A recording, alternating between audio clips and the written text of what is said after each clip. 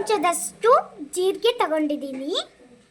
ಇದು kebab powder, ಇದು ಗರಂ powder, ಇದು ಅರಿಶಿನ ಪುಡಿ, ಇದು ಚಿಕನ್ ಮಸಾಲ, ಇದು ಉಪ್ಪು, ಇದು ಸೋಪ್ ಕಪ್.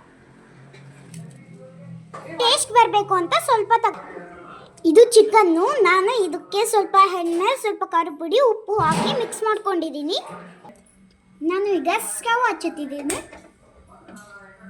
ಸ್ಟವ್ ಮೇಲೆ ಇದು ಪಾತ್ರೆ ಇಡ್ತಿದ್ದೀನಿ, ಹಾಕಿದ್ದೀನಿ.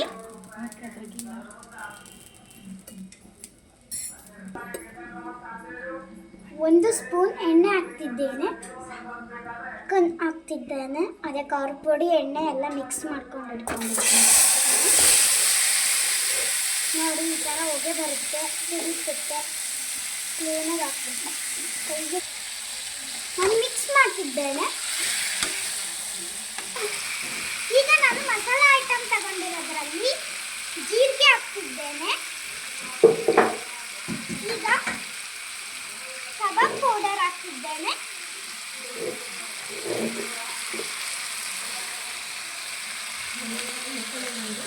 ಗರಂ ಪೌಡರ್ ಹಾಕ್ತಿದ್ದೇನೆ. ಅರಿಶಿನ ಪುಡಿ ಹಾಕ್ತಿದ್ದೇನೆ. Chicken powder ಹಾಕ್ತಿದ್ದೇನೆ. ಸ್ವಲ್ಪ ಟೇಸ್ಟ್ ಬರಲಿ ಅಂತ ಸೋಪ್ ಕಾಪ್ ಹಾಕ್ತಿದ್ದೇನೆ. ಮತ್ತೆ ಸ್ವಲ್ಪ ರುಚಿಗೆ ತಕ್ಕಷ್ಟು ಉಪ್ಪು ಹಾಕ್ಕೊಳ್ತಿದ್ದೇನೆ. ಸ್ಮೆಲ್ ಬರ್ತಿದೆ. ಮಿಕ್ಸ್ ಮಾಡ್ತಿದ್ದೇನೆ. ನಮ್ಮ ಅಕ್ಕನ ಬಾಯಲ್ಲಿ ನೀರು ಬರ್ತಿದೆ.